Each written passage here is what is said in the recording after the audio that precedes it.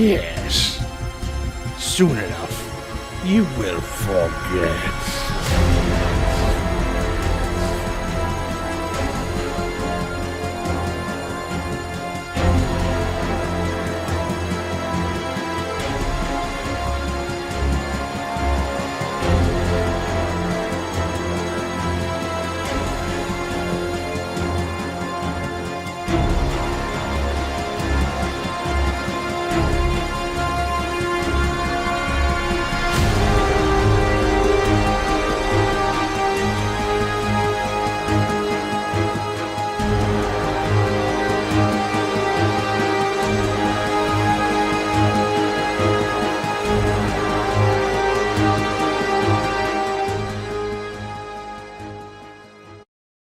Thank you all for joining us this evening, and welcome back to Prince William by Night, Season 2, The Night Shift. I am David Legan, aka Sylvanov, the Dark Druid, and I will be your host and storyteller for this evening. And before we get started, please meet and welcome our players for the evening. Was I supposed to go first? You are now. Hello everyone and welcome. My name is Michael Walsh. I am also known as Adventure13 at 99 on all of the interwebs. I will be playing Carlisle Jacob Milliner. Hi, I'm Ashe Daniels, shapeshifter on social media, and I will be playing Jacqueline Dearie. Good afternoon, good morning, and good evening. My name is Trevor Chapman. I go by Ratnap on all the social medias, and I am playing Rico. Hey everybody, I'm SailIrish on Twitch, and I'll be playing Javier Grillo. Hey, I'm Morgan. I am playing Melancholy, and I go by Sleepy Sheepy on Twitter. When we departed last, several things happened over the course of the past few days, leading up to the evening's gathering, as it were, as it starts to unfold. Earlier in the evening, Mr. Milliner had requested to speak with Miss Jacqueline Dearie, in which they had a moment in Milliner's office where she was, how could you say, maybe properly introduced to the truth of darkness, the immensity of the abyss, its totality, and its absolute abject nothingness. Melancholy, Rico are back at the Three Monkeys. Mel voicing the displeasure of the new paint job that Sarah had placed in her room in the basement. A reasonable forgery of a rather well-known painting. When you see it, we'll see if who can guess what that piece of art is, and maybe it'll be worth something. Rico, having returned recently from a trip to Detroit, Michigan to deliver something. We're not sure what it is. Usually never is. Really doesn't matter as long as he gets paid appropriately. Been a long trip back. He made a slight stop at a certain location of note here in Prince William before returning to the Three Monkeys. Likewise, Mr. Javier Grillo has been quite busy throwing his wealth and resources about getting some things done that he wanted to get done, having gotten the okay from the resident family, as it were. We rejoin Mr. Milliner and Jax at the law offices on the third floor of the Prince William County Hospital, where recently the lights are only just now regaining their luminosity. The darkness receding from the pair of them, a wash of blood tears down the face of Jax. Mr. Milliner, oddly calm about the entire thing, the two of them having downed a pair of jugs of Vitae.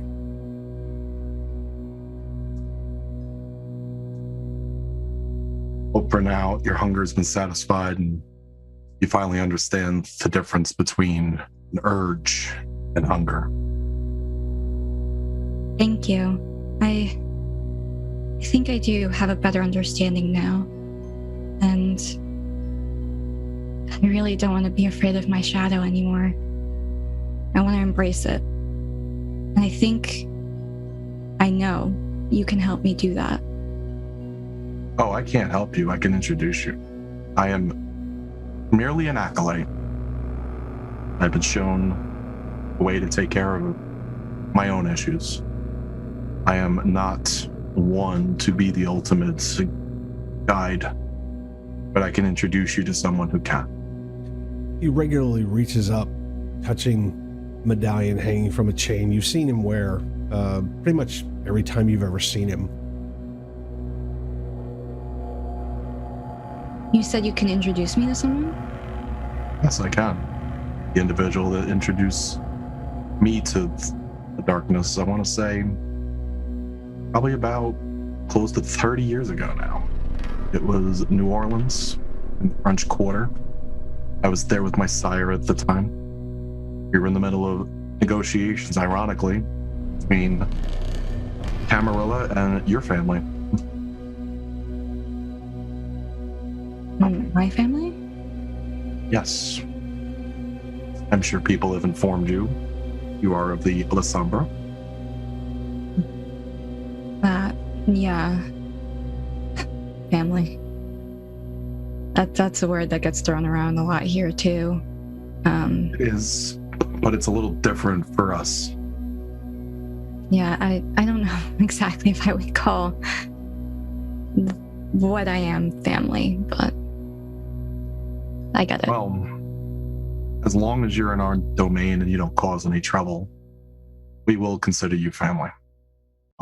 There are other individuals that are causing issues currently. However, we hope to straighten out said issues accordingly and hopefully get all of the drama and lack of bloodshed behind us. It's just not that type of establishment here. We try not to be political, but at the same time, we do have to stand up and defend ourselves. Yeah, I get that. How much about my situation do you know exactly? You want me to sugarcoat it, or do you want me to spill it all? I think we're far past sugarcoating, don't you think? I try to stay cordial with somebody who I know can choke me from across the room. Fair. I've seen things these past few nights that I'm not gonna lie, I can't get out of my head.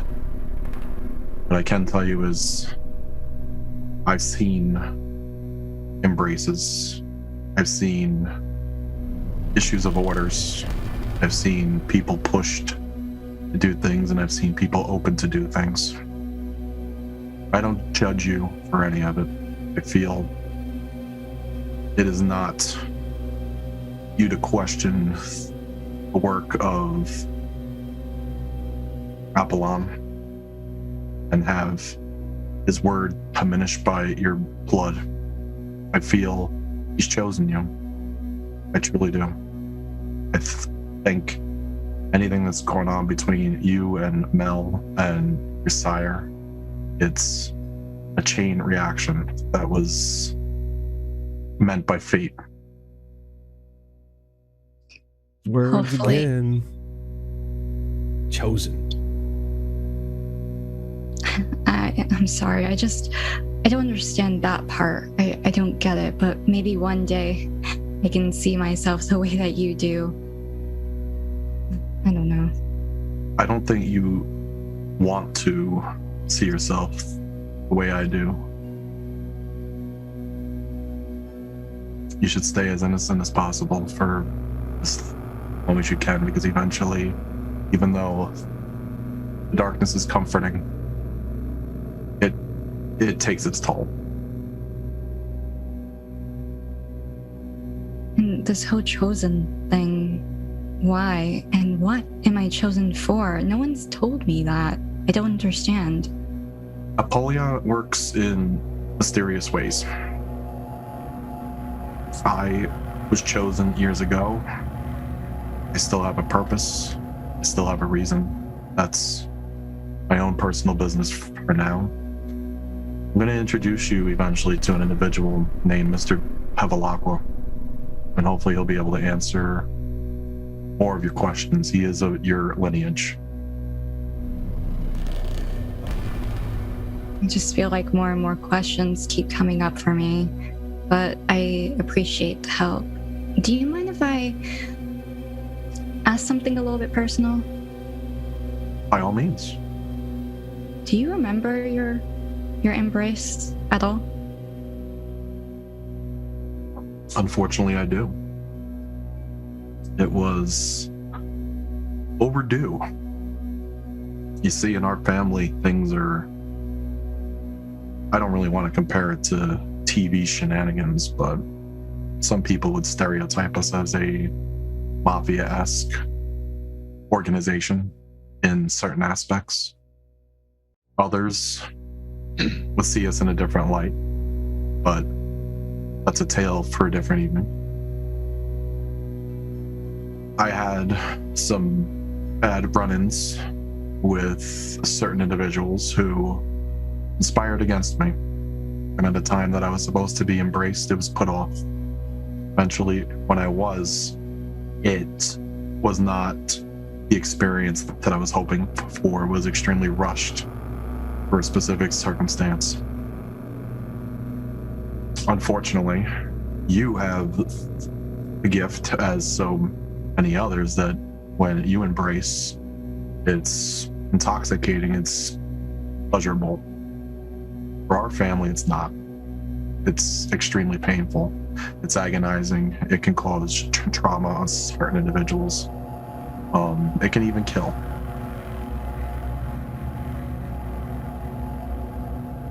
Oh. I'm so sorry that it didn't go the way that you wanted it to. For me, the first thing that I remember is the rain. It was raining when I was embraced, and the rain felt so different than I've ever felt before. It felt like my whole world was opened and I became more one with the world. And I don't know, there was fear, but also like this crazy empowerment, this rush. Can't really explain it. You don't have to. It's unique for all of us. Yeah.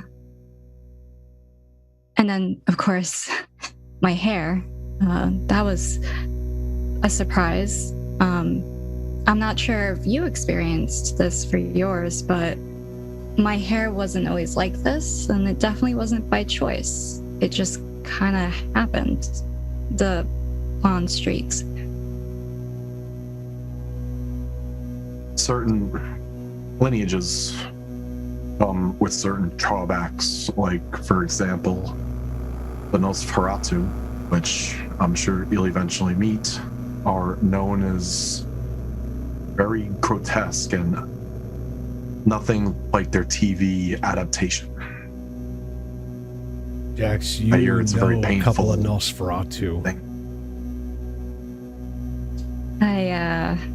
The place I'm currently staying at seems to be kind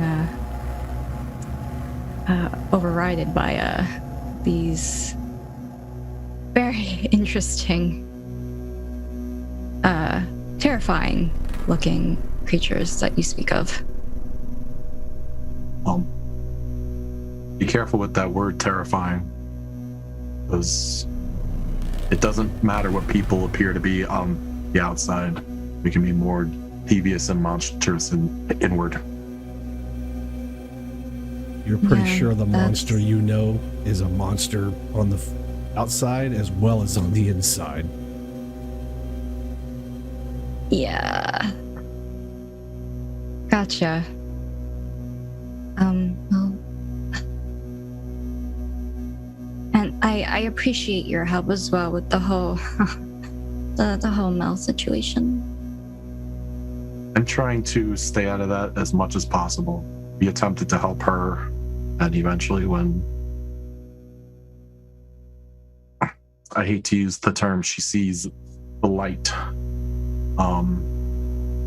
Hopefully she'll come around. If not, she's going to be in a world of trouble. And I know I can come off as strong. That's how I've always been. I've never been the person to vent to. I've been a problem solver. That's how I'll always be. But I do try to help my own. I try to help those that are protecting our domain. And I have to look out for those who are touched. Wait, you said she sees the light? I'm hoping eventually she sees it. Oh. She says the word light. As you have your phones on Do Not Disturb, the incoming call light begins to blink.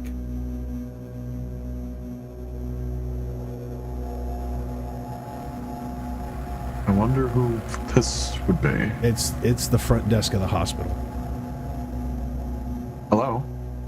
Mr. Milliner, this is Davis down at the front desk. How can I help you? There's a gentleman on the way up to see you, Mr. Grillo. Oh, that's perfectly fine. Excellent. We gave him directions. He said he knew the way. Thank you very so- much. You're welcome, Mr. Milliner. Have Much a good evening. appreciated. You too. We'll pause there. Back at the Three Monkeys. Rico into the bar, hanging out, watching Mel mess about with the jukebox that he had already laid a few dollars worth of 80s tunes into. Mel being Mel, knowing some things, how to Google, what have you, learn some tricks about how to reprogram these simple Wi-Fi jukeboxes. Steadily plunking away, standing in the door, or standing there, and suddenly filling the air with something that probably grates Rico to the bone.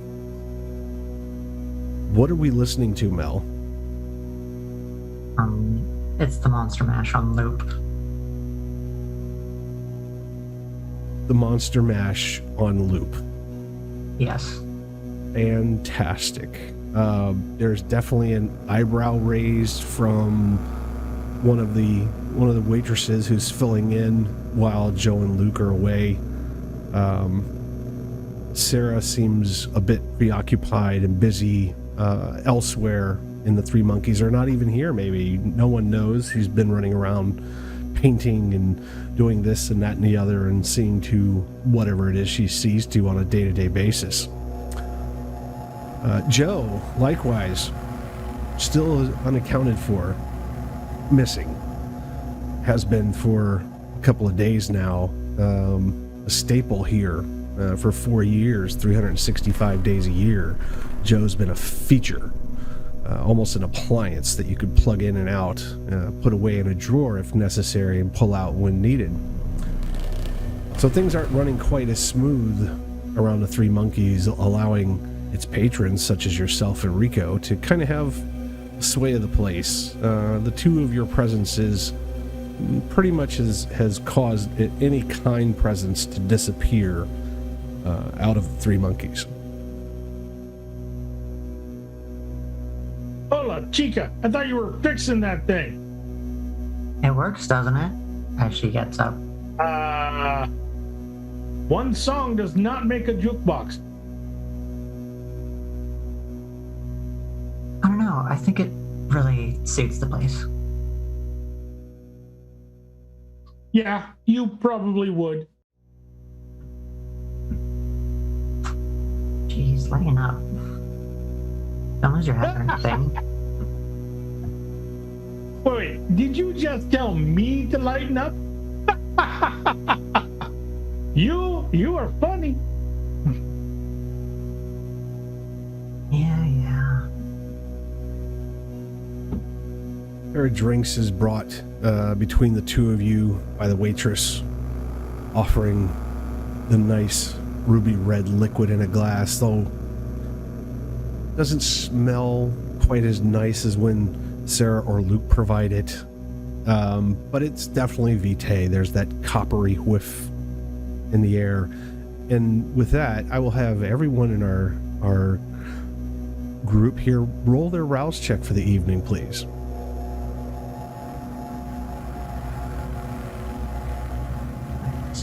No joy.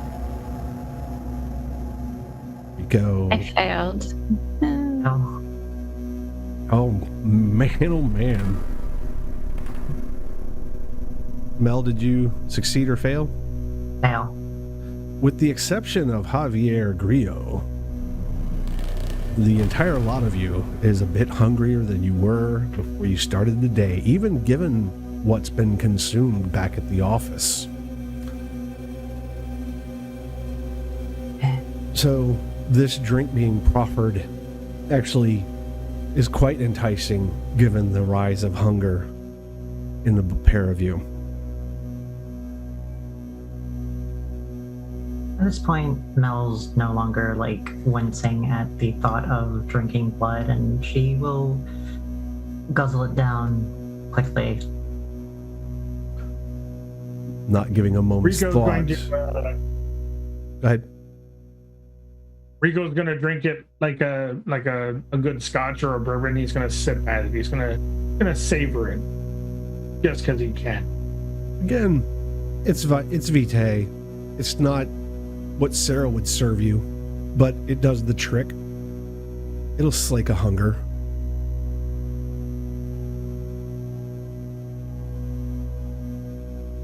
So is Mel still fixing the jukebox, Mel's walked away from it. I don't know, to join you or what? Still playing the monster rat? Oh yes, on repeat. Every 3.6 minutes, that song starts over. I wander over to it and go, well, I guess Sarah had the right idea, and I just unplug it from the wall. And I find the out of order sign that's in the garbage, and I put it on it. Rico fishes out a piece of crumpled paper from the wastebasket, flattening it as best he can, and trying to get the now dirty tape to stick to the front of the jukebox. So, Chica, I've been out of town for a couple of days. Anything interesting happen? We went to a party the other day. Oh, Went really well. Really well. Jude and what's his face, the other guy, the lawyer guy, I think. Or they got they seem to have gotten quite a thorough just kindly they were dragged before the like big fancy vampires and like made to dance around like little monkeys or something along those oh wait, lines. so you didn't have a party. You went to visit the Cammies. Yeah, I guess that's what they're called. And what did they think about you? Well, I met my grandsire, and apparently he's well, pretty hot shit, I guess. Okay. That's it? What more do you want? Well, it just seems pretty simple, not very descriptive, whatever, fine. So you went to meet the Cammies, DJ and Jude got raked before the coals, and you got to meet your grandsire who's hot shit, which would therefore imply what? Your second or third grade hot shit? I don't fucking know. All I know is like what? I think he was like. He had a big chair next to like the big, like prince lady. That's all I know. Cool. So he's just following along like a good little lapdog should. Well, he knows his place in the camps. Speaking of knowing their places, have you learned anything in the last couple of nights, or are you still an arrogant little prick? Aside from who my sire is, nothing at all.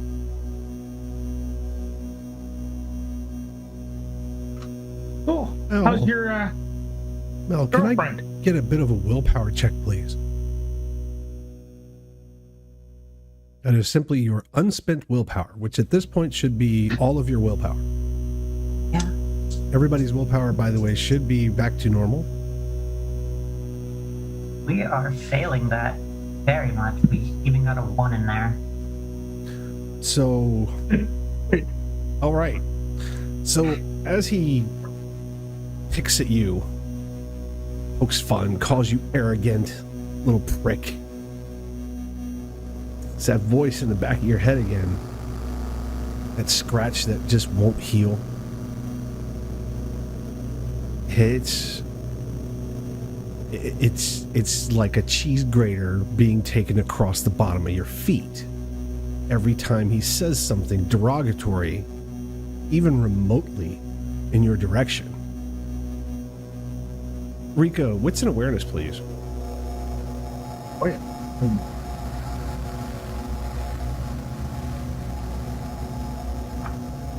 Both to me. Yeah.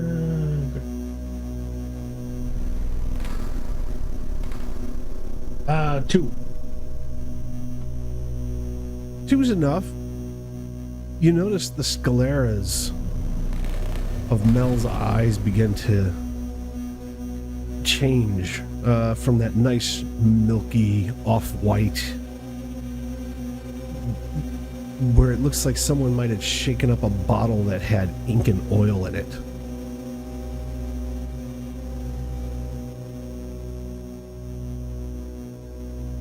Mel, the shadows stand out very clear to you, where they hide in corners, along the ceiling, behind lights. As they bounce off of things, they're more pronounced to you as that sight, that oblivion sight, the ability to look past and through the abyss. It just suddenly starts to show you things in and around the dining area of the Three Monkeys. Every now and then you can catch something out of the corner of your eye dash from one shadow to another, avoiding or attempting to avoid the direct shine of any light or any reflection of it. It's quite interesting. But that voice, those pinpricks of words, you're a celebrity. You have fame. You don't have to put up with this shit. Who the fuck does this creature think she is? This fucking driver? Are you fucking kidding me? He's an Uber. He's a fucking guy on an app. I pull out my phone. Hold that thought. And I just start texting Mr. Milliner. Hey, that's CJ. We're actually just gonna go up and just like put our hand on the phone as he does. Rico, do you see it? I mean, Mel comes right towards you and reaches out to touch your phone. That's fine. I'm just still typing away. Yeah, Trying to be nonplussed. the screen kind of dims a bit. Whatever app you were typing in just kind of freezes for a moment before the screen goes blank.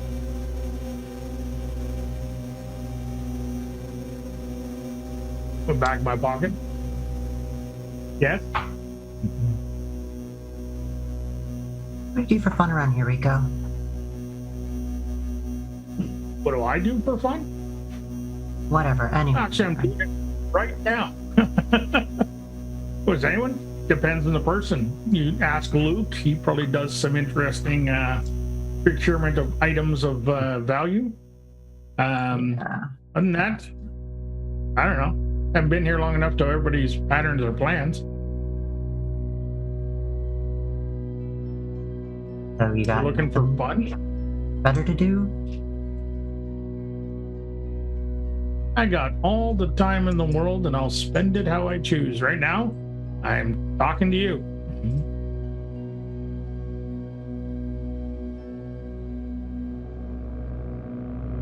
I think it's best for me if I just go get some air right now. Sure. Yeah. There's a couple of options. There's the third floor or the second floor outside bar deck that is most likely unattended right now. There's walking out the front door, walking out the back of the kitchen. Yeah, no, we're just gonna walk out the front door. All right. Mr. Grillo.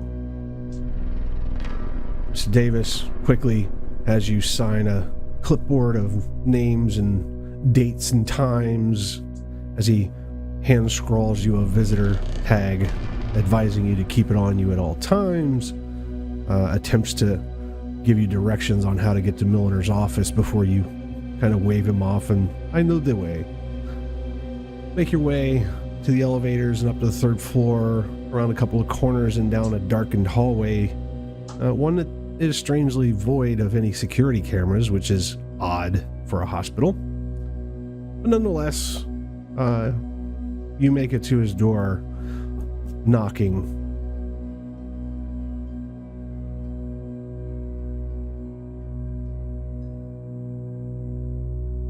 You have another guest?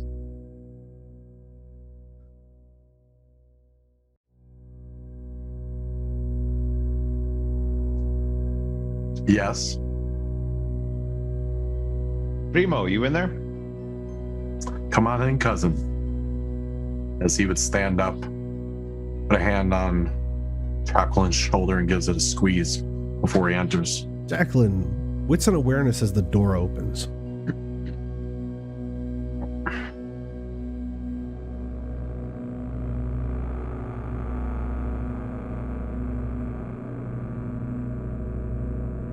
Two successes. 2 successes is enough.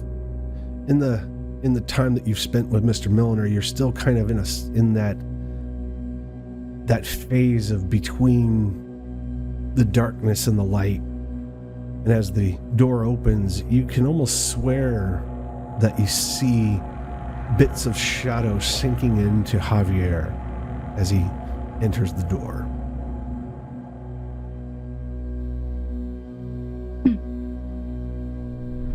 How can I help you, cousin? And he comes up to him, and instead of a handshake, he like takes him by the forearm, and he shakes him. Buenas noches, primo. It's a good evening. How have you been? That's a diluted question. Let's focus on business for now and pleasure later. Fair enough. Javier, How can I be of service? Pass. It is very obvious that he is not alone. And, señorita? Oh, I'm sorry. You know, Jacqueline. Hey. Oh, yes. Miss Dearie, ¿verdad? Yeah, that's me. Excellent. Interesting you should be here. So, Sly grin slides across Javier's face. we need to take a trip, cousin. Anywhere in Will be particular? business and pleasure. The farm. A farm. You could be Yes. talking of any farm. Although, yeah, I'm sure you have all the proper documentation put into place Is there any particular reason you wanted to take a trip over there this evening? Miss Dearie. I thought she might appreciate being the one to tear it down. Oh, you are talking about my farm. Yes.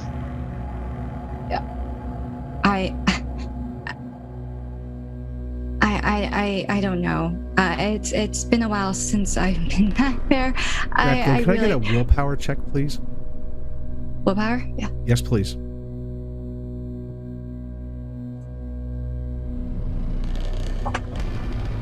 One success. I'm sorry, willpower and composure. Oh, willpower and composure. My mistake. So you just add whatever extra dice you need to and add it to that one success. Okay. Okay, so 3 successes. Okay. Yeah, he is most definitely talking about taking you back there. There is no doubt, and every ounce of your being has the initial reaction of fuck you. But you do keep your cool. There is that moment where you're not sure if you just need to kill this person outright for even suggesting such a thing, and then you think twice about it as you feel almost that tenebrous form begins to shape in your mind, those arms that reached out and choked Milliner, and you think twice about the reactions of emotions. Forgive me, but I have seen, we'll say, much of what occurred there. And it seemed to me a cathartic thing that you might be the one to bulldoze this place. I love how all of you are trying to make me free of this whole situation, but do I have a say? Do I have a choice in this? Maybe Of course you do, Jacqueline. I'm not required to come. I only make an offer. I don't know. After the whole seance thing, and when I touch my temple, you actually catch a glimpse of my hand, which is covered in bandages and ace bands. I was not in the best of headspaces after that night, and I just don't know what will happen if I go to that farm. Carlisle would squeeze your shoulder again. It's okay. You don't have to come.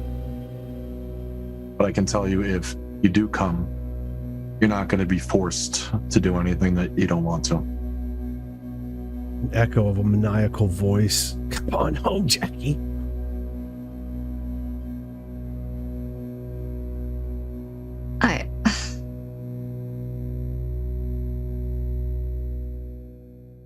What are you planning to do with it? Why are you even involved with it? Interestingly enough, the property was given to us. Given? Like, Yes. just hand it over. My life. Apparently as a gift. Just a gift. A gift. Wow. Not that kind of gift. Where I lived my entire life and lost it all at the same time, just hand it over to you like it's nothing. Great. Wonderful. If it makes you feel any better, we didn't ask for it. We're still trying to figure out what's going on with this whole situation.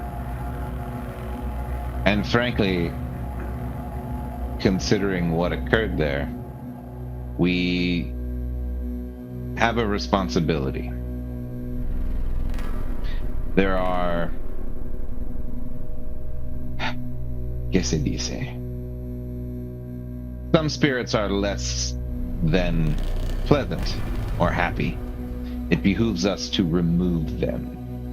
Oh no, not spirits again. Please.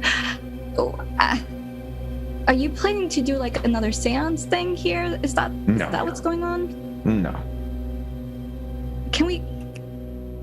So I'll go. just to play catch up. Okay. We unfortunately had the unpleasure of attending a meeting with the Camarilla several evenings ago. Part of that meeting consisted of us having to investigate that piece of property.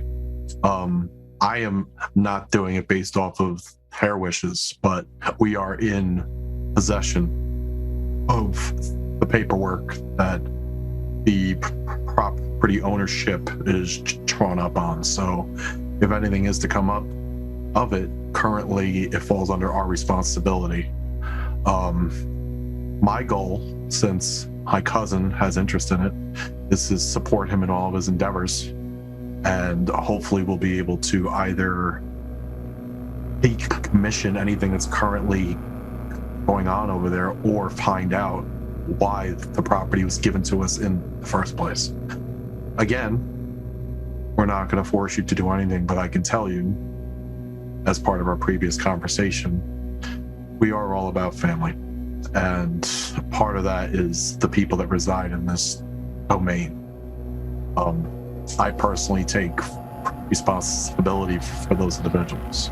So if you were to come, you would be coming with us, and we would protect you to the best of our ability. I cross my arms over my chest. I'll go, but one condition, please. Don't no more summoning of demons. At least for tonight. Not when I'm there. Okay? The materials necessary are not with me. Okay.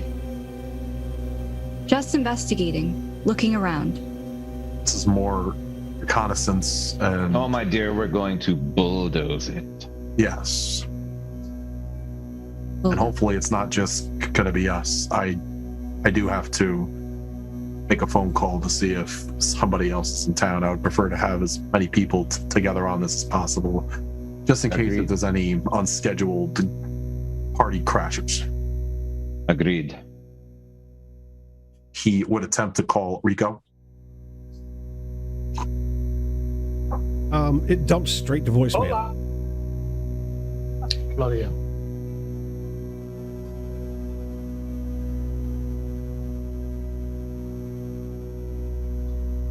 Leave a message, whatever. Yeah, Rico. This is Carlisle. I'm attempting to take a trip out to the farm with some other friends of ours. If you would care to call me back, I would greatly appreciate it. I appreciate the backup. Call me when you get this. Well, it looks like currently we're on our own. Meanwhile, back at the Three Monkeys, if my phone is not working, I'm gonna go pick up a landline and call Carlisle. Because they need to check in. While he's doing that, Mel outside is looking for a pink car. Oh, it's loud and proud right in front. You can't miss it. Double parked. Diagonally. It is double parked in like handicapped parking spots. We are going to hum the monster, like we're humming the Monster Mash while we're doing this, and we reach into our pack. We pull out our old house key, and we are going to key Little Prick into the driver's side door. Okay. Sure. It is not hard. In fact, it's quite gratifying as you muscle the edge of the key beneath the top couple of clear coats into the paint, and indeed down to the metal, leaving white scratch marks in what otherwise was an absolutely perfect paint and polish. the words "little prick." We're also gonna bend the mirror a little bit, just out of place. Okay. Like the rear view or like the side mirror? The side mirror. Okay. Just slightly out of like place. It's an older just car, enough so that's- it's actually a mirror that's on a ball socket that you can actually maneuver. So we don't want it to be obvious. We just want it to be just enough out of place that like when you look, like you won't notice it until you're actually in the car and looking at it. Okay. And what do you do after accomplishing said task? Well, let's look over the car. Let's look over our work. What else can we do to the car? What is it you would want to do to the car? Can I actually see a picture of Rosalita again? Do we have one? On the Kumu. Okay. Hang on. It literally, Rosalita is an instance on the Kumu. What? Rico had a phone call to make. Give me a second. Sure. Yeah, Rico, back that's fine. inside. You pick up your phone, and it literally it has that little battery flashlight. It indicates that it needs charging. You could have sworn that it was like 80%, but who knows about these things? You pick up the landline, Oh, dial up Milliner. Again, still in the do not disturb mode. The light again flips up on your phone, indicating an incoming call. The number is absolutely recognizable.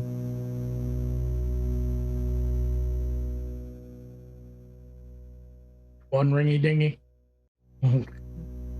Rico, Hey, CJ, how's it going? I'm all right. Yourself? Yeah, I'm back in town. I'm at the Three Monkeys. Just letting you know that, if you need me, I'm around. My phone's not working right now. Some little puto was playing with it. Speaking of little putas, the dark bitch has gone for a walk. Well, hopefully not that far of a walk after our last instance. Hey, I'm not her keeper. She wants to go for a walk. That's fine by me. You can walk all the way east as far as she wants. Well, I don't want to burden you with what you had to put up with before, so if you would care to have her tag along, all of us can help keep an eye on her. I can Cousin ask. Javier. I will ask.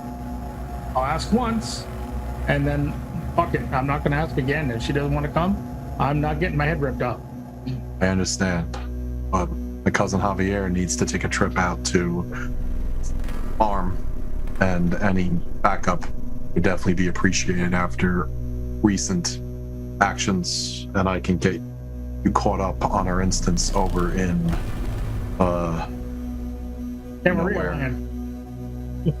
Yeah, I like to, even though they're not fond of technology, I like to get that type of information discreet over the phone as well.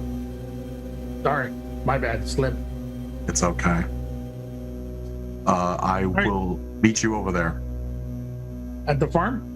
Yes. Okay. Seeing whatever it'll take, 30, 40, or 3 hours, depending upon where the little puto went. 12 to 15 minutes driving from where you're at.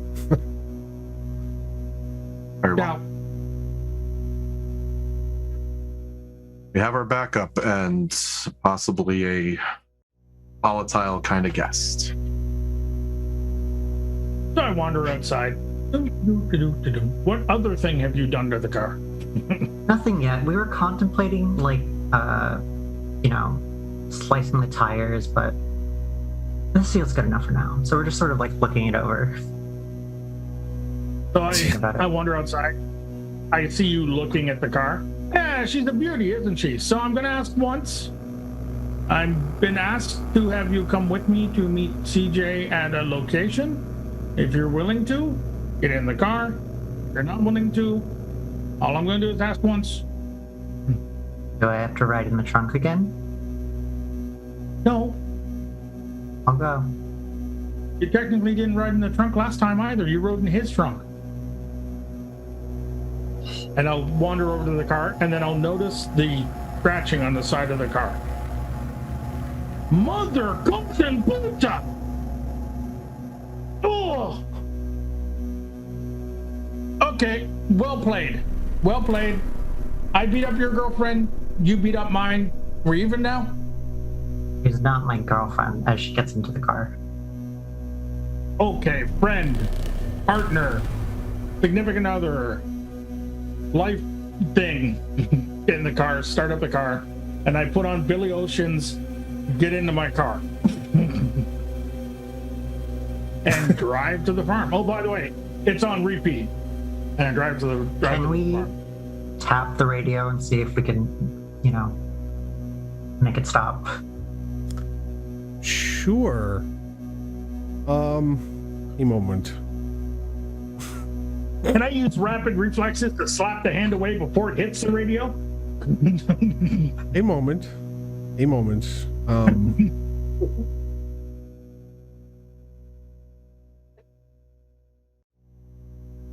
Damn. Okay, so what do you reach over to just touch it, or are you trying to change the station, or what? The same sort of thing that we did with the phone, just we're trying to see the extent of our little Okay, gift. so No, you got my phone, you got my car. Don't fucking touch my radio. You got the jukebox. I fixed it, didn't I? so yeah, you Song reach. is not fixed. You definitely reach forward, but Rico is he's surprisingly fast and literally gives you that back off slap to the back of the hand. You should have tried changing the song.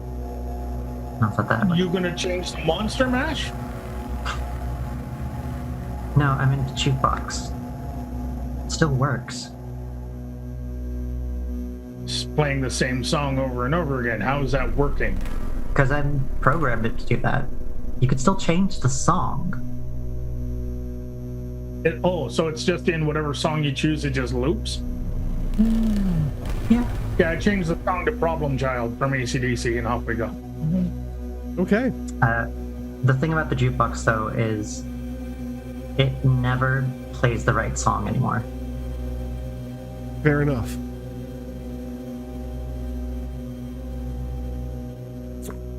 Off the two of you haul buggy.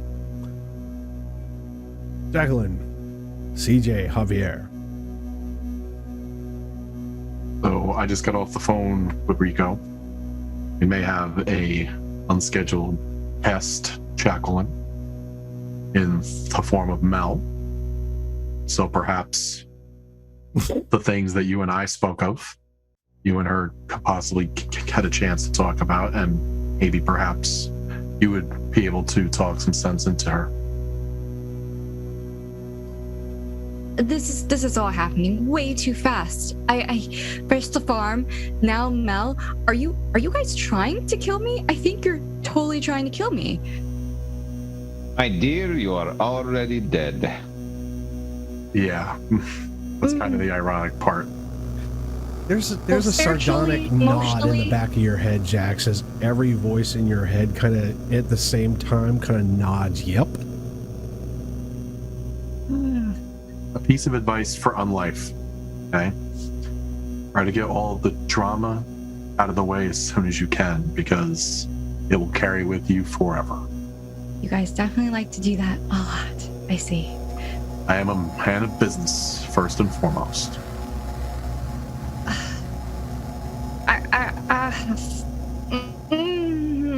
Fine. She's clearly Like I said, uncomfortable at the mention of Mel. if it gets too hectic, you can walk away whenever you want. However, Did you let her know that her secret was out? no, I did not. That's not something Jax, you're not I sure was in what charge secret of. they're talking about, but 1 + 1 usually equals 2. What are you guys talking about? Please tell me it's not what I think it is. It didn't come out by us. It came out in Elysium. But by who? I told you I saw visions. They know. How? Because of your sire. Am I in trouble? Not with us, and I don't regard Camarilla as law, especially in our domain. Are they gonna come after me? As long as you are with us, or you stay in our domain until we get the situation handled, I would consider you under our protection.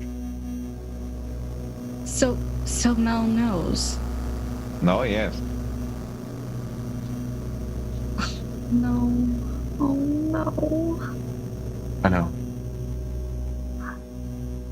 This is not how this was supposed to go. It never she's is. gonna hate me. Oh, she hates me.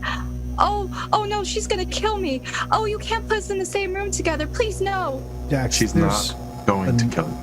There's another thought that comes into your back of your head. There was a promise made to you that night that Mel would never know. That this was being taken from her memory. That this was something that you had to do. It was commanded to your sire, who commanded it to you. You feel a hint of bitterness in the back of your taste buds, that taste of betrayal, like they didn't wipe her mind. What the fuck? They promised that she would never know. It's like a pair of trains colliding on a track. Unfucking believable. Ugh. Camarilla caused more issues in one session than I hate to go into in detail currently. However, I can tell you those problems shall not be solved tonight. However, if she does show up, you can attempt to do your best to handle the situation. I can tell you, and if I can be so bold, cousin, to speak on your behalf, we will not let anything happen, and this time we are coming prepared specifically. Yeah. You're gonna protect me? Yeah? Is that it? More empty promises that I need? Please. Look, let's just go. He Very well. would head behind his desk, would go into the bottom drawer, and he would pull out 2 stakes. Yeah, you've seen what those do, Jack. He would also head to his other drawer and pull out his snub-nosed pistol, put it into his sock holster. He would hand a stake over to Javier. Then he would turn to Jacqueline. I don't make empty promises. And he would head out.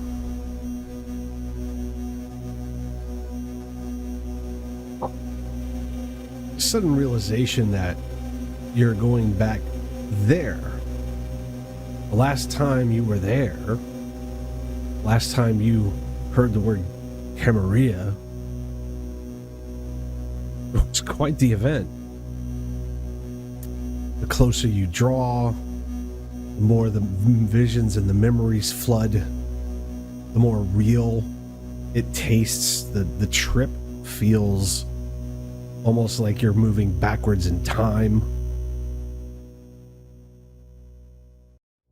Rico, Mel, drive over. Is there any conversation, or is it just a dance between the two of you and the controls of the radio? I'm quiet and, keeping an eye so that they don't touch the fucking radio. After Rico slapped her hand away the first time, she just went off to look out the window. She just turned over to look out the window, and she's been sulking for the rest of the ride. Okay, so it is unpleasantly, pleasantly quiet the entire trip. It's moody. It's just moody. It's very moody. It's very moody. There's no doubt. Rico's salty. Someone has violated his home. His haven has been assaulted by this child. And yet, this child is the same one that damn near separated his neck from his body. It's kind of a double sting as he pulls up to the end You of did a lot more than that. the end of the fence near the Marakeesh Farm. Chain link fence recently installed. Again, it's still chained and padlocked. Signs of private property, no trespassing. Violators will be prosecuted. Yes, sir. Can I use larceny to pick the lock? If you feel so inclined, absolutely. Dexterity and larceny. So you pull up Mel. What you notice is that this farm that he's referred to, all of the vegetation at the entrance is very overgrown. Aside from the obvious path of something had to trod down at least the road leading in. All the grass and such has been laid over. Looks to have been driven over, that kind of thing. But as far as whatever's past and up the hill a little ways, it's nothing really to be seen other than a chain fence and some overgrown vegetation. Rico gets out of Rosalita, walks over where the lights are glaring onto the padlock and chain and begins to fiddle with it. Within a moment or two, you can hear the padlock as it slides to the ground thunking, and the chain slides from one of the gates as Rico pulls both the gates back to allow for the vehicle to traverse. While he's out of the car, we're going to just change the station and turn the volume all the way down. Okay. Yeah, so the music fades as you turn to walk back towards the car, having opened the gate.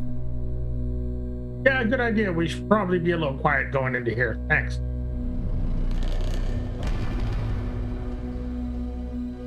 And I pull into, You follow the drive center up the bit of a hill and onto the farm proper. The old church, as it were, or gathering place is still there, although now there's a couple of bulldozers, there's a backhoe, a couple of dump trucks parked off to one side. There's a couple of generators and some work lights that have been erected, although they're not on. There's obvious signs that some preparation's been made. There's been a trailer pulled in that looks like a general contractor's trailer where they might keep like plans or what have you. A place for whoever's coordinating the effort to be. Other than that, it looks like a wholly neglected 6-month overgrown, what once was a very bustling community. I'd like to pick my way into the trailer. Bet Jax would love to see this place burned down. Only 2. Mel, do you have any idea what this place is? We do. You do? Yeah. Fantastic. So because there's still a sign down at the bottom of the drive that says, "Welcome to the Marakeesh Farm." We've never been in person, but it's been on the news. We know from a certain someone what this place was.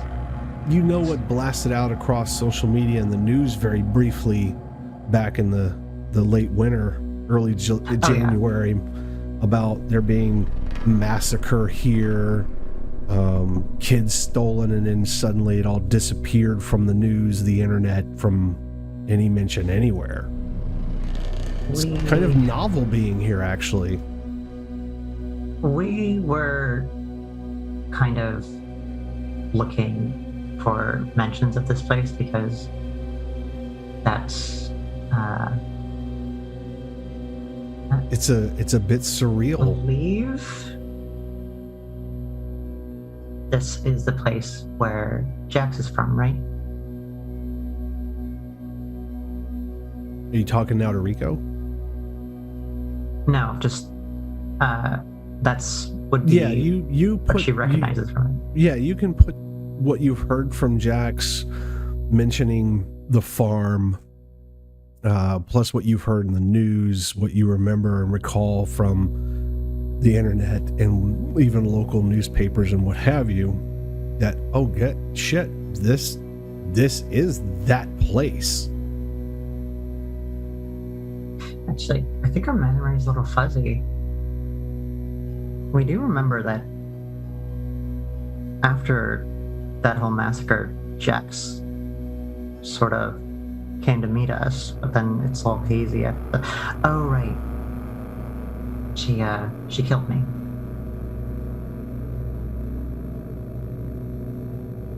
Huh. Is this internal monologue, or are you saying this out loud? I think Rico's gone off to the trailer, so this is just Yeah, her Sure. out loud. that was pretty. Her thinking out loud. Did Jude get me into the trailer? Yeah, it's a little single wide trailer that's been pulled in as an office. It's got a very basic lock on it. It's nothing for you to pop it. And even if you couldn't work the lock, you know that you could twist the door just enough and push and you'd be in. I turn the lights, go in, like a typical construction trailer. So there must be a There's like a coffee maker drafting table. sort of There's like a drafting table with some drawers for architectural drafts. There's, a coffee maker on a long table. There's like a desk in one corner. It's got a little computer on it. There's not much here other than that and a phone and a couple of filing cabinets, maybe a little refrigerator, a little kitchenette. It's pretty typical what you'd see on a construction site. I'm gonna look for the tin of coffee. Gonna open it up. Gonna find the salt shaker Okay. and open it up and pour it all in and close it up and mix it up so nobody can tell, and I'll just put it back like nobody noticed. You salt Then the I'm just coffee. gonna sit at the table, wait for somebody to come. Yeah, I salted the coffee. Went down. Mel, as you're dancing around with your internal thoughts, you do catch Rico disappearing inside and the light coming on inside the trailer moments later, and you can see Rico moving around doing something. We're going to open the door to the car, right? And we're going to have a look around, see what else we can see outside from the trailer. Can we see, There's a few buildings that make up the compound, away and behind what's what you could consider like a congregational hall or meeting hall, like some kind of lodge on a camp. It's resembling that. There's some cabins that are built that look like they could house probably 20-30 people a person per cabin. There's like a communal wash house. There's the typical trappings that you might find at some kind of campground. the big church, you said it was? For lack of a better description, it's not like it's got a big old cross at the top of it or an angel or anything, but that's what it appears to be. There's definitely some old police tape, do not cross kind of stuff that's kind of been torn and tattered, hanging from this window or that door. There's like a new padlock that's been put over one of the main entrances to what you would consider the big meeting hall or chapel or temple or whatever you would name it. It's definitely installed on the outside. All the windows have been boarded up. There's big red X's painted over each of them. Much like all the cabins are also likewise boarded up to prevent, squatters and people just finding places to crash. But yeah, it looks like, for lack of a better term, some kind of abandoned summer camp.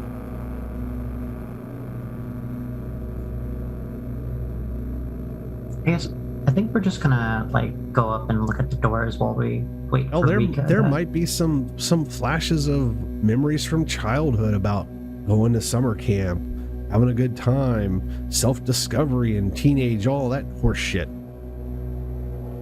Quickly sidelined by whatever it is that Jax has shared with you about this horrific place and what you might have heard in the news or media. We never really knew exactly what this is, but from what we figured from how, our interaction with Jax is this was some kind of cult. And then the news happened. I'll give you a wits and awareness roll.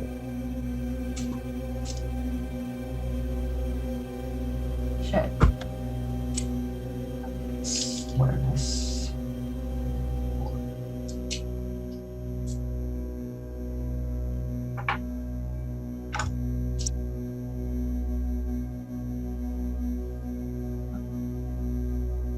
Two successes. How many? 2 successes and 1 credit or blood failure. Okay, so that only counts if you absolutely have 0 successes. Okay. So if you have that skull or the failure on a blood die with no successes, that's when you let me know that you've had a bestial failure. Oh, even if it's just 1? Yep. Or if it lands on a 1? Okay, got it. Correct. Because if you have successes, those kind of negate that. Got it. Unless So- the difficulty is higher than the number of successes, and then it Correct. still counts as a bestial. Correct. So as you're kind of taking a look around the main entrance, there's like this nice little wooded porch that looks like it might have wrapped around half the building. Your mind's eye can paint pictures of kids in Amish style wooden rocking chairs, all fighting for a seat or even sharing them and laughing and having a good time. And as your hand contacts one of the posts holding up the covered roof of the walk around, you notice that there's like little notches in it. And as you look even closer, you can see names scratched into it with dates and measurements of height in inches. And repeatedly you can see Abigail and Jax over and over with progressive dates and height measurements marked up the main post there, along with several other names which you can easily decide are probably other children that were here. And as they progressed year over year, they seem to have marked their existence in these posts holding up the front porch. Just gonna reach towards our little Santa Muerte amulet. Sort of just play with it in our hands as we continue to just look over this sort of thing for the place. Sure. Javier, CJ, and Jacqueline, the ride over. How is it? Is it quiet? Is it somber? Is it excited questions? Is it... So, this is how it's gonna go. If Mel decides to pop off again, I already informed several individuals, and I'm sure Javier can attest, we are not babysitters. So, if shit goes south, and he pulls out the stake, and he hands it over to Jacqueline, don't be afraid to use this. And at this point, I really don't care if you spare her or kill her. We need to put this behind all of us. There's a reflexive recoil as he reaches out to you with the stake. You remember one of these sticking out of Zeke's chest as he was imprisoned upon a cross in fire. Abigail falling to her knees with her throat slit, bleeding out on the ground at the callous words of some person who dictated how things were going. That's the Camarilla you remember, that you were introduced to.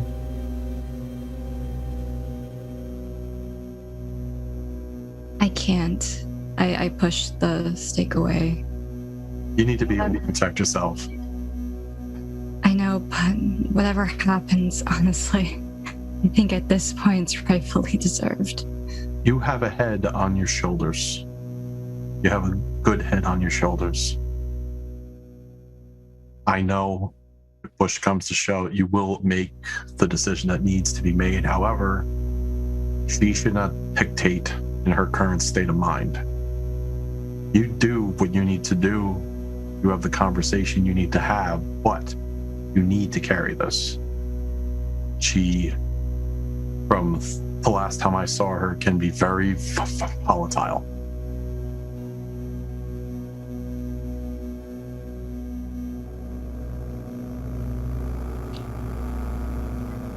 Okay. I'll take it and stick it behind my back in my corset. Sure. Believe me, I'm not looking forward to any provocation here. However, if there is going to be provocation, this is probably the best location since it's out of the way. You can have loud noises.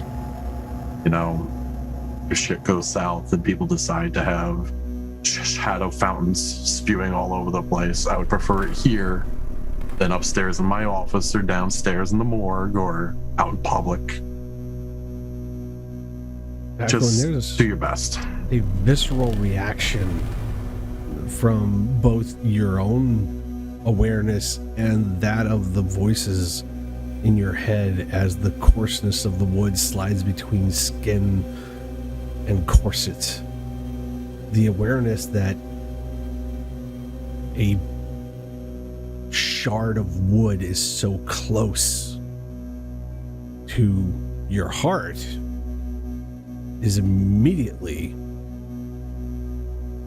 center of attention as you place it there. Like it's almost a gut instinct to recoil from even putting it there. Like, what the fuck are you doing? It's this weird dance in your mind, like, I gotta use this on someone. I've seen what this does, and it's, oh, wait a minute, I'm putting it right where it's not supposed to go. It's this weird mush of almost like ramen noodles falling through a sieve as all of the voices begin to like caution and warning and what are we doing?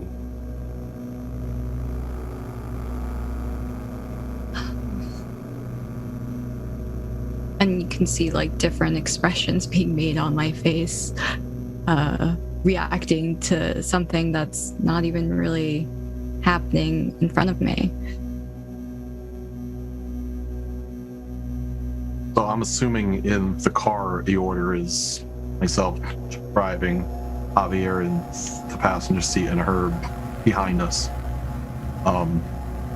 So I still have a hand on the wheel, and I would put my other arm behind me to reach out to her with an open hand. I take your hand in mine. And I would gently squeeze it. Nice. We're gonna do our best. That's all we can do. Javier, this is mildly amusing, but so much tampering is going on with this creature of shadow. I'm keeping my opinions to myself. as the vehicle approaches, Javier, you're the first to absolutely notice that the gate's hanging wide open and the chain and padlock are impressed into the dirt. I better see a pink car or we're gonna have problems. Jacqueline, as Milliner pulls onto the road leading into the property, every memory you've ever had here is right at the tip of your mind. But the place is very overgrown. There's a new chain link fence. There's private property signs, no trespassing.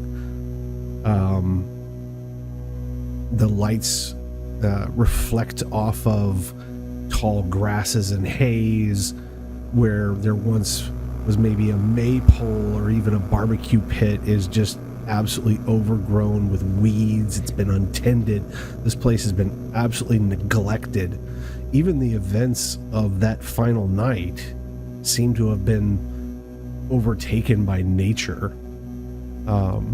As the Chrysler 300 tips over the small hill that leads up to the main area, there is indeed lights bouncing off of the pink car, its color screaming out in the dark of night in the middle of the woods, contrasted very well. Also the bright yellow of machinery, oversized dozers, backhoes, and dump trucks of almost mine size. Like these vehicles look like they belong somewhere in a coal mine or, some big pit in the earth. But here they are on your home, and they're parked in a neat row. There's a trailer with a light on. You can see a shadow moving inside that's been pulled in, staked up on cinder blocks. There's, equipment here and there. You can see generators and light poles that are hoisted into the air with big floodlights that you can imagine at the flick of a switch would just drown the area in a blind industrial whiteness. There too, I will have you a willpower roll as your eyes cross the unmistakable silhouette of a Mel tracing the pillar of wood holding up the front overhang of the porch that wraps around the main chapel that you, Abigail, and many of the others carved your own names into. It was like a ritual every year of showing the progress of all the children that you helped to raise. And here's your child, or at least the one you were told to make, instructed, commanded, defiling your home. You didn't invite her here. What the hell is she doing here? You feel like you need to scold yet another child, like they had scratched someone at play, roughhousing a little too hard. Maybe someone had bit somebody because they didn't know how to handle their own emotions. It's that sensation of parent or chastising wells up in you as you watch Mel kind of taking stock of each of the marks and kind of looking at them with some, her back's to you. Javier, CJ, much the same you see. CJ, it's pretty impressive the amount of things that have changed on this property. Last you knew, it was like closed off by police or what have you, and yet here's an entire construction entourage of vehicles and materials and piles of pallets of this and that and the other ready to go at a moment's notice. Javier's been pretty effective in utilizing his skills, his resources and monies. The moment you said, why not? Or, yeah, it's legal. Whatever it is you told him, he obviously ran with it. It's that pink car you were trying to find. Yes, I'm gonna go lock the gate. And I'm gonna head back and go to lock the gate.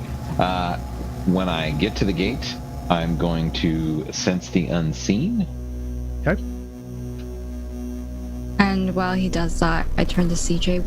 What are they doing? What is she doing? They're just walking around staring at all this stuff. I don't get hungry. She's losing her cool. They better not touch On anything.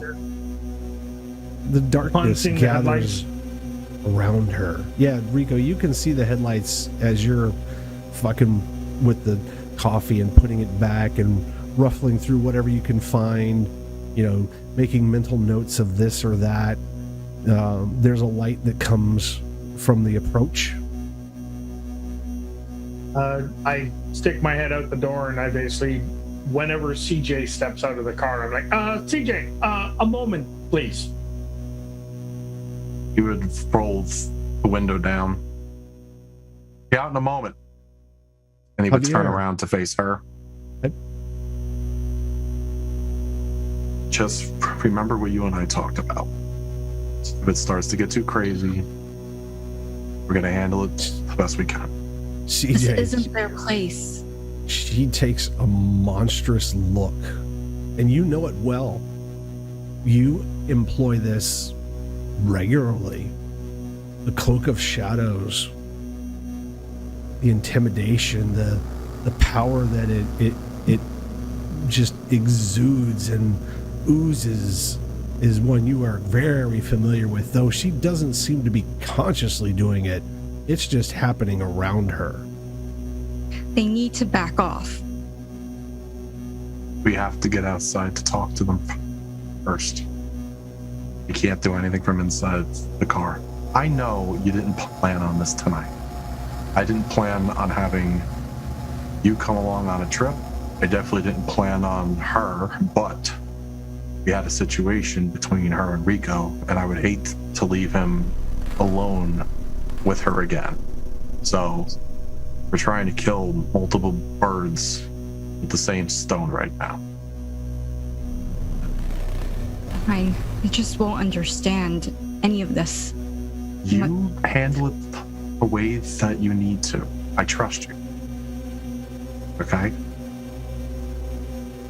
Whatever happens, I'm not going to fault you. Jax, that voice. Zeke's the prophet's, his maniacal turn scratches in the back of your mind and offers up a vision of the other gods that he mentioned, that he introduced the entire family to, chucking bodies of the adults through a wood chipper. They don't belong here. They're not one of us. And I slam my arm against the door.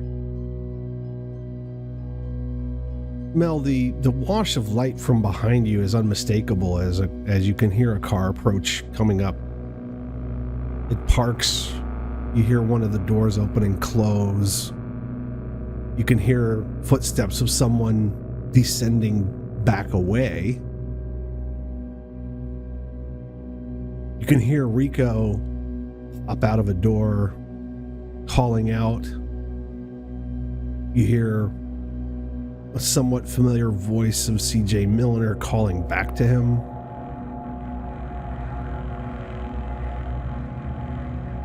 Hands in our pockets, we're walking back towards Rosalina, and we will wait for the others. As Jacqueline, as you get into that mind, you can see her Mel illuminated in Carlisle's headlights as she turns languidly, slowly removing a hand from the post, walking back towards the pink car. Javier getting out, the door closing as you and Milliner engage in conversation. There's a singular focus in your vision. Javier, you get down towards back down the hill towards the gate, taking a moment to look around, senses the unseen. You listen, you look, you smell, you taste. The diesel in the air, the oil, the grease, the sweat of men recently lingers on the vegetation, on the fence. But other than that, at least down here by the gate, things seem normal. You can hear the closing of the car door. You can hear the opening of what you assume to be a door. Maybe even the trail of Rico's voice and Milliner calling back. But yeah, everything down here, at least, aside from the chain and padlock, which 1 + 1 = 2, Rico obviously let himself in. You close the gate, wrap the chain about it, closing the padlock again, knowing you've got the key in your pocket anyway. But yeah, for as close to those things as this place is, there's nothing around. This place is definitely not having a gravity. It's not pulling things in, it's pushing them away. This place is tainted. There's no doubt in your mind that what you came to accomplish can be had here. Excellent. I'm going to start heading back to everybody else. And take moments. About the time you walk up the hill, you can see Mel turning away from one of the structures, walking back towards Rico's car. Rico beckoning Milliner. You hear a light thud come from Milliner's car. Whatever that was.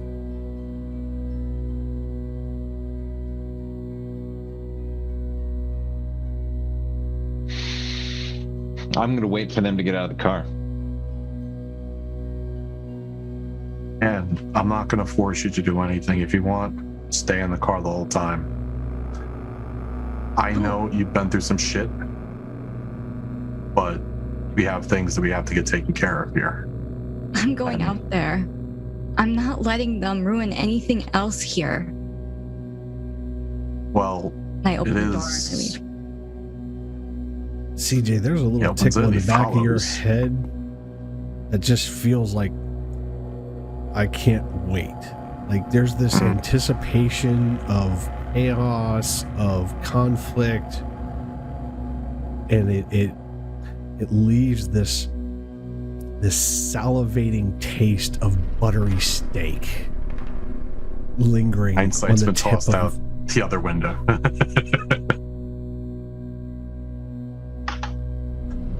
And he steps out. And likewise, you see Mel walking back, getting to the pinkness of Rosalita, leaning up, probably almost displaying the driver's side door as if Picasso had just finished his self-portrait. Rico calling to you from the trailer, the only light aside from the now extinguished vehicle lights. I'm out here, Javier. Rico. I think it's better you meet me out over here. Javier's steps No, can no, be no. heard coming back. We need a moment. Do I know that they let themselves in? You have no idea if the gate was locked or whatever, but as far as you know, Rico's coming out of a trailer you've never seen before. Looks completely out of place. I'll meet you at the door. That's the best I can do. And I turn to Javier and I'm like, keep an eye on them. Good luck. And I hurry over to the trailer. Madre de Dios. Give me one fucking reason. One fucking reason we don't fucking kill her now. She fucked up Rosalita. Of all the fucking things she did, she fucked up my fucking home. And you'll see a red tear come out from underneath his sunglasses. Look, I know she put you through some shit. I already spoke to the other two. If she flips out again, I don't have a problem with anybody putting her down here, especially since it's out in the middle of nowhere. However, currently, she's our problem. So, with that being said, then we just fucking deal with the problem and we're done. I would love to, but I am not in charge. That would be my cousin. He has a wish. I am adhering to said wish. I am humbly requesting you assist in this. Fucking puta. Yes, okay, I will do, but I swear, she steps 1 inch, one fucking minuscule inch off of any fucking understand. line you tell her, and I'll fucking nail her. I'm not telling her anything. There is shit that those two need to work out. I did tell Jacqueline and I told Javier to be prepared to protect themselves after our last couple of hostile encounters, and I know you can attest to that specifically. Now, unless there's anything else that has to be done in this trailer, I suggest we get back out over there just in case. You need me seen? You can tag along, you can hide in the shadows, do as you wish. I'm pretty sure there might be a special guest hiding in the shadows as it is, so be prepared. Okay, alright, CJ, but man, you're so fucking close. Yeah. Oh. Alright, I understand. As Milliner bids you to keep an eye on the two of them, you see Jacqueline burst from the vehicle. Literally burst.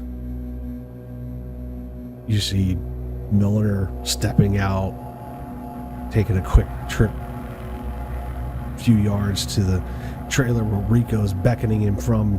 You see Mel hanging out by Rosalita.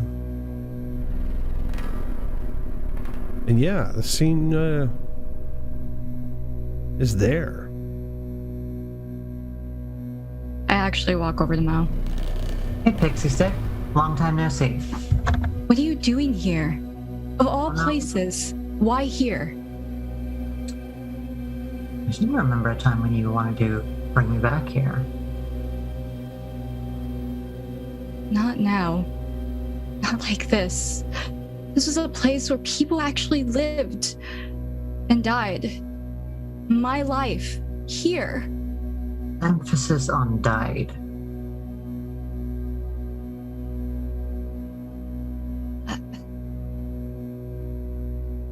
Look, I know you know what you know. And yes, I did what I did.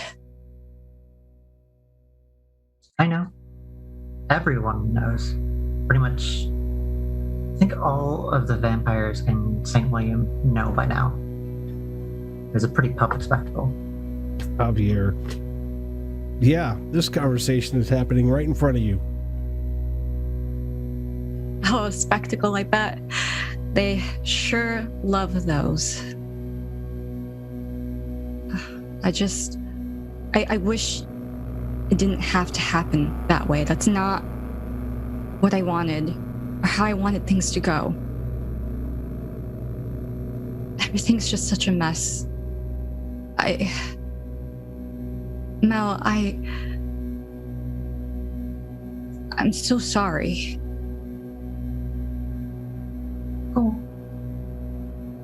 She's gonna give you a pat on your shoulder.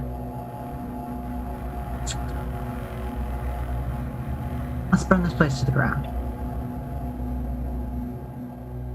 What? I mean, looks like they're already taking it down anyways.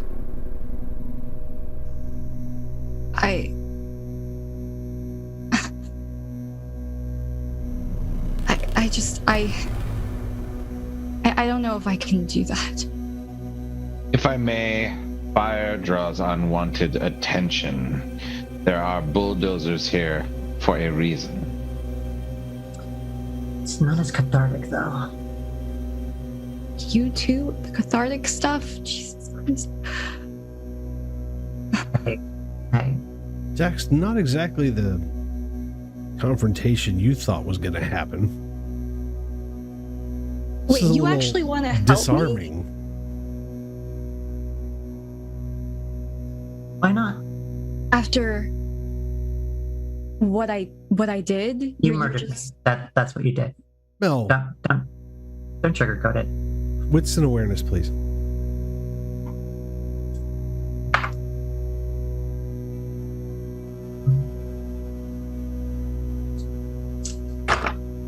Excellent. Let me have another peek at your character sheet. 1 2 second. successes.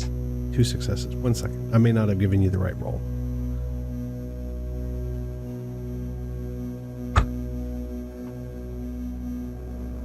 Oh no! Let me change that, please, to wits and occult. Okay. That's just another 2 dice. Yes, sir. When I turn around and start heading back to the group, I am going to activate Oblivion Sight. 4 successes.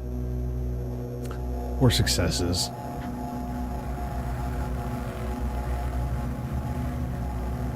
You can see the shadows gathered around Jax. They are menacing. They are intimidating. And as soft as she tries to make her voice, she looks like she could kill you again. And again. So even as her voice betrays something other than her body language and the atmosphere around her, there's a part of you that says, caution. She made you. She can kill you. We're already dead. Let's live a little. Do you want to help me after everything I did to you? Do you understand what it is that I did? Again, you murdered me. You came to me for help, and then you... Well...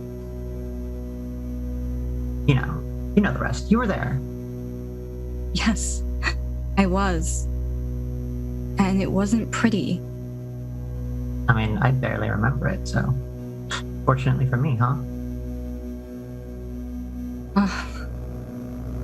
So you don't remember all the details? Not exactly. No, But there's enough. just the fine details, you know? I really tried to prevent you from remembering anything from that night. And I guess I failed at that too. Cool. So,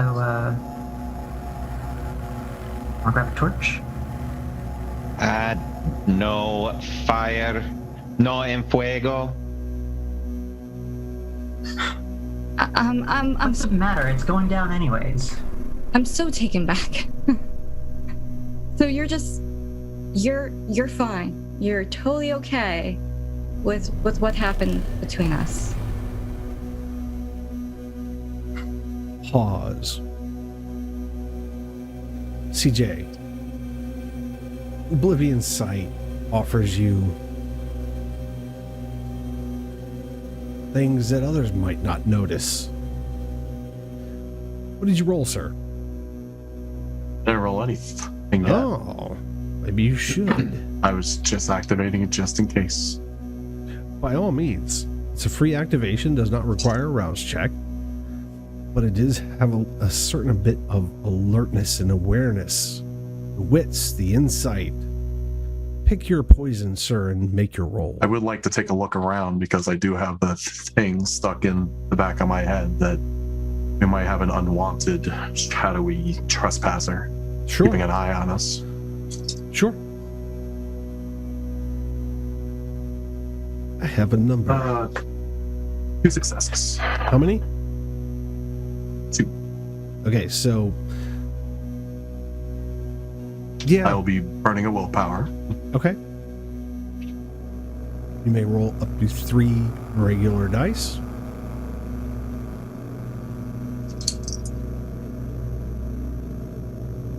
Uh, 4 successes. 4 successes. CJ, what you realize is that there are things tenebrous trying to claw their way away from Javier. As if there was something he's holding on to that desperately doesn't want to be here. Looks like souls trying to escape hell. There's the cloak of shadows gathered around Jacqueline as her heightened emotional state makes her more of a predator, more intimidating. Even Mel, in the confrontation, the shadows seem to coalesce around the pair of them. It's almost a holy kind of sight to see the abyss in such motion all at once. To see it gathered and coalesced and condensed around those who don't even understand its existence. It's almost insulting. Or is it the birth of new sight, of new influence and push? But what the fuck is with Javier? Yeah, something's going on over there. I know Rico is going to make his own decision, so I'm not going to pay attention if he chose to go hide in the shadows or if he continued to follow me, but I am going to approach the other 3. So I understand this is a shitty situation for everybody, and he would turn to Mel. Look, I'm not looking to provocate anybody here. I am looking to have everybody walk in here and walk out of here together, 10 fingers, 10 toes. She's going to take Jax by the hand and start walking closer towards the structure. I'm I shocked walk by up the from touch. behind. I walk up from behind CJ. Hola, senor. Kika, how's it going? Mr. Grillo, I hope you don't mind. I kind of let myself in because, I didn't want to just wait in the road. I figured. Walking away, at least until we're far enough away that I can talk without,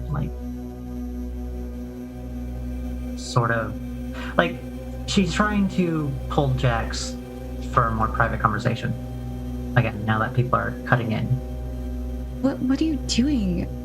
Jax, do you follow? Yeah, she kind of just grabbed me. I'm going. So the 3 of you watch as Mel takes Jax's hand and starts leading her not just to the main structure, but kind of off to the side and past and out of sight. Calmly. Guys, what's up with those 2? They have things they have to work out. We had a very shitty ordeal at Elysium. The crib notes of it are they basically put us out on stage and decided to treat us like a piece of shit when Oh, so standard shit. Apparently. I'm not super familiar with Camarilla politics. However, part of that conversation entailed this property. Since my cousin here is interested in it, I told him I fully endorse his endeavors. He has documentation he requires. He's already started to manipulate gears and workings here, as it were, as you could see. So just to give everybody a heads up, make sure to keep eyes open. We might have an unwanted guest here. Until then, let's figure out why they gave us this piece of property. Besides the obvious reasons. Can I see CJ's eyes? Oh yes. Sure. You guys can see they're completely voided out. Okay, that's so. Cousin, we see Yes. things differently. I've noticed. Anything interesting you would like to tell me about? About you? About this place? I haven't seen anything stand out. I can tell you your, I don't want to call it an aura, because I'm not any type of psychic or anything, but you definitely have emanations that are trying to desperately get away from, I'm assuming, property. Javier, there's an internal chuckle. There's a there's this tug at your right pocket. It's not physical, but there's definitely that ethereal tug as you conjure the spirit in your mind of one Ezekiel White. You can almost feel the energy of the device in your pocket thrumming, tapping out an SOS on your thigh. It's mildly entertaining. Yes, I have plans. I will fill you in when appropriate. Oh, your actions down in the morgue don't need to impress me. I have trust in you. Just be sure not to cross that trust, and you and I shall be just fine. Rico? Anything? Just the fact when I met Bitch Pop at the Three Monkeys, she commented that her grandsire is some, big member of the Camarilla. Of course, that means that her shit doesn't stink, apparently. Oh, I don't think it's particularly because of that. I'm pretty sure you've acquired her wrath once. And that was Javier, before she found out about any of this. Intelligence and politics. I think we're currently handling a volatile fledgling, and until I hear otherwise from my cousin, unless you are actively provoked again, I would ask generously for you to maintain your composure unless threatened. CJ, same role. What is it? Intelligence What's and an politics. Oh, Intelligence and politics. yeah, I'm maintaining. Nice. This is a good role for me.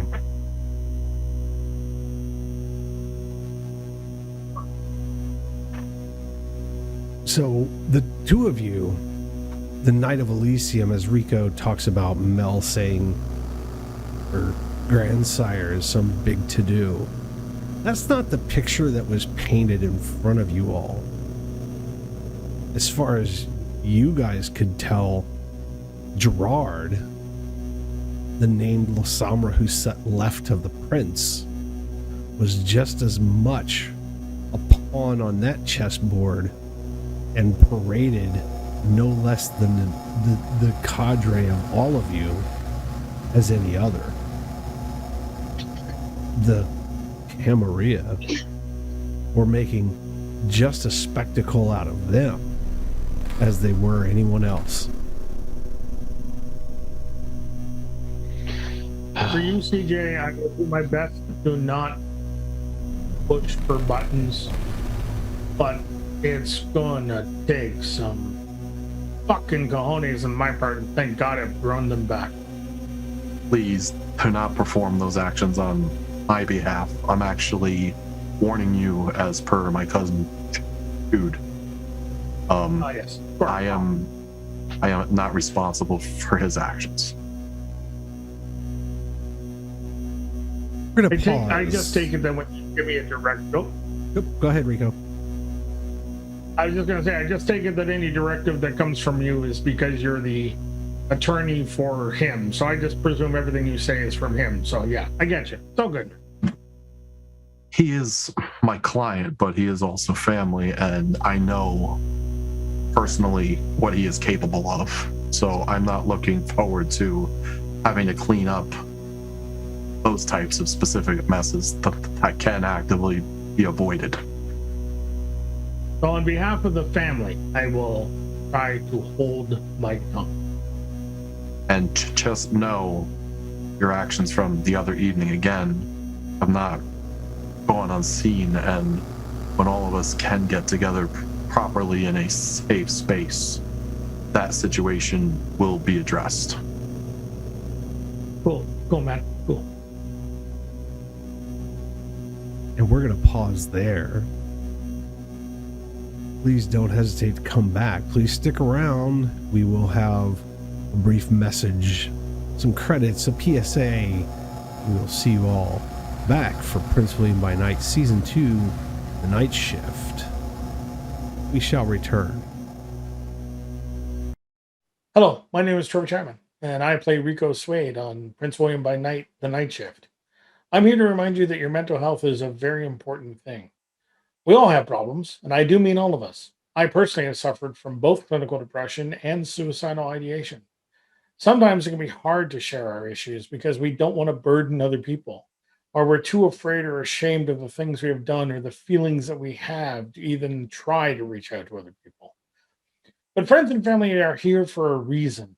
They would much rather hear that something is happening in your life and help you with it than to find out too late that they didn't even know and they couldn't even try. If you feel that you can't talk to your friends or family, there are other resources available for you to talk to. Please take advantage and reach out to them. There is no need for you to go through this alone. We all need help sometimes. There is absolutely no reason to feel ashamed or afraid to ask for assistance, especially if you need it right now.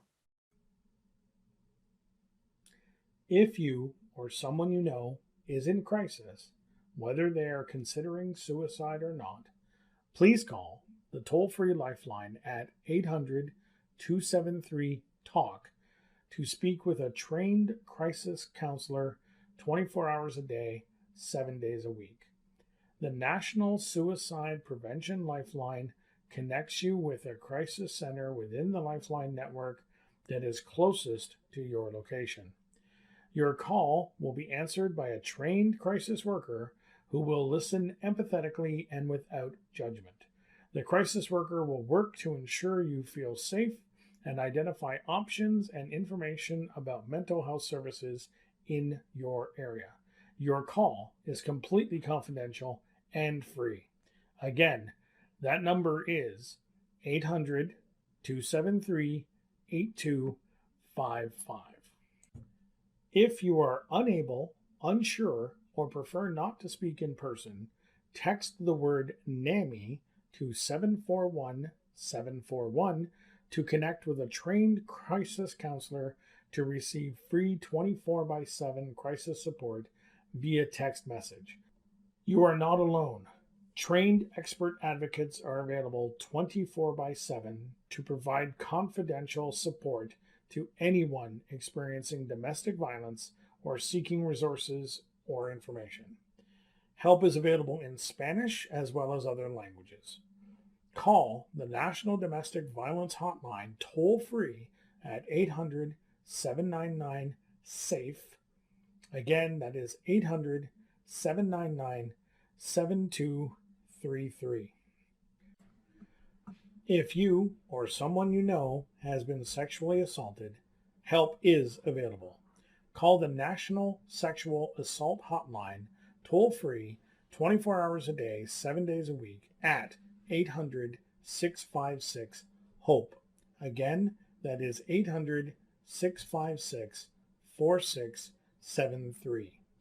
You will be connected with a trained staff member from a sexual assault service provider in your area that offers access to a range of free services. For the Disaster Distress Helpline, call 800-985-5990 or text the word TALK with us to 66746. This helpline provides immediate crisis counseling for people who are experiencing emotional distress due to any natural or human-caused disaster. This multilingual, confidential, and free helpline is available 24 hours a day, 7 days a week. Again, call 800-985-5990 or text TALK with us to 66746.